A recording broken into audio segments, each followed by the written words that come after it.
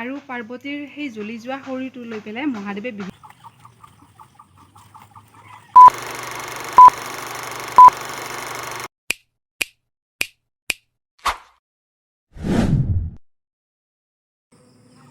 Good morning guys, কি খবৰ সকলোৰে? আশা কৰোঁ সকলোৱে ভালে আছে আৰু মোৰো ভাল।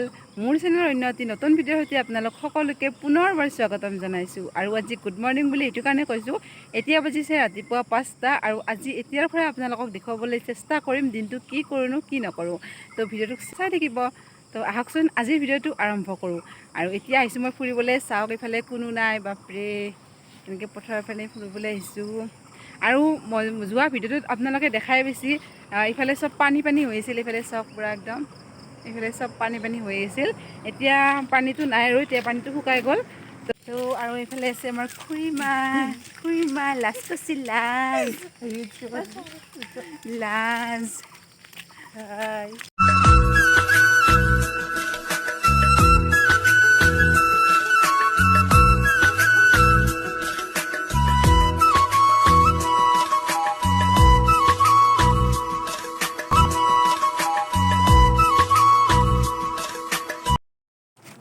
আৰু গাইজ ৰাতিপুৱা মানে ফুৰিব আহিলি না, মন প্ৰাণ একদম শান্তি লাগি যায়। কি ধুনীয়া লাগে বাপৰে। আৰু ৰাতিপুৱাৰ ভিউটো চাওক না, পূৰা কি মজা, একদম কি মজা চাওক। আৰু সেইখিনি সময়ত এনেকুৱা এজাক বতাহ দিছে ন, মানে দেহ মন পূৰা একদম হাত পৰি গৈছে। কি ক'বহে গাইজ, পূৰা শান্তি লাগি গৈছে পূৰা একদম। সিহঁতৰ পৰা অলপমান মন্তব্যটো লৈ লওঁ। ফুৰি পেলাই কেনে লাগিল ৰাতিপুৱা এইফালে আহা, ফুৰি পেলাই ৰাতিপুৱা কেনেকুৱা লাগিল? ভাল লাগছে, মজা না? মজাং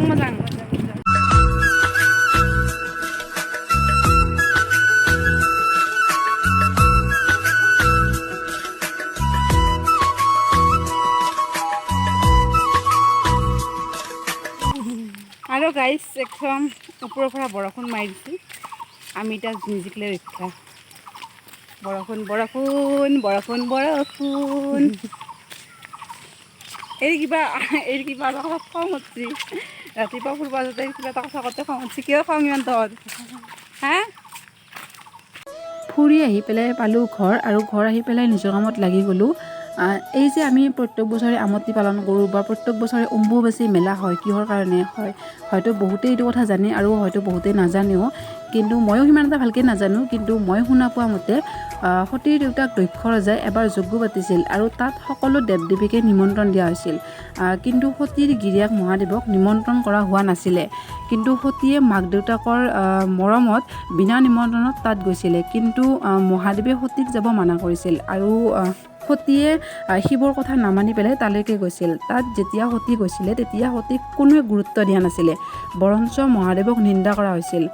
তেতিয়া পাৰ্বতীয়ে নিজৰ স্বামীৰ নিন্দা শুনিব নোৱাৰি পেলাই সেই যজ্ঞতে নিজকে প্ৰাণ আহুতি দিছিল। আৰু সেই খবৰ পাই মহাদেৱে ততাতৈয়াকে তালৈকে আহিছিলে আৰু নিজৰ প্ৰিয়তমাক এনেকুৱা এটা অৱস্থাত দেখি পেলাই মহাদেৱে নিজৰ মনোজ্ঞান হেৰুৱাই পেলাইছিল। আৰু পাৰ্বতীৰ সেই জ্বলি যোৱা শৰীৰটো লৈ পেলাই মহাদেৱে বিভিন্ন ঠাইত ঘূৰি ফুৰিছিল। আৰু যেতিয়া এই কথা বিষ্ণুৱে গম পাইছিলে, তেতিয়া তেওঁৰ জ্ঞান ঘূৰাই আনিবৰ কাৰণে বিষ্ণুৱে নিজৰ চক্ৰৰে 51 পিচ কৰিছিল। আৰু পাৰ্বতীৰ দেহৰ অংশবোৰ য'ত পৰিছিলে ত'ত এখন শক্তিপীঠ হৈ পৰিছিল। আৰু তাৰে পাৰ্বতীৰ যোনি ভাগ নীলাচল পাহাৰত পৰিছিল আৰু তাৰ পৰাই কামাখ্যা মাৰ জন্ম হৈছিলে। আৰু তেতিয়াৰ পৰাই অম্বুবাচী মেলা আৰম্ভ কৰা হৈছিল। আৰু তেতিয়াৰ পৰাই এনেকৈ আমতি প্ৰত্যেক বছৰে পালন কৰা হয় আৰু অম্বুবাচী মেলা হয়। মই যিখিনি শুনিছিলোঁ সেইখিনি আপোনালোকৰ লগত শ্বেয়াৰ কৰিলোঁ। হয়তো মোৰ ইয়াত কোৱাতে ভুলো হ'ব পাৰে। যদি ভুল হৈছে তেতিয়াহ'লে আপোনালোকে শুধৰাই দিব বুলি আশা থাকিলে। আৰু কোনোবাই যদি এই ষ্টৰিটো ভালকৈ জানে তেতিয়াহ'লে কমেণ্ট বক্সত জনাব। যদি ভুল হৈছে তেতিয়াহ'লে ক্ষমা কৰি দিব বুলি। কাপোৰ ধুই পেলাই মেলি দিলোঁহে, কিন্তু কি কৰিব আৰু আহি গ'ল নহয় বৰষুণটো। বেছি ডাঙৰ নহয়, অলপকৈ আহিছিল আৰু বৰষুণটো।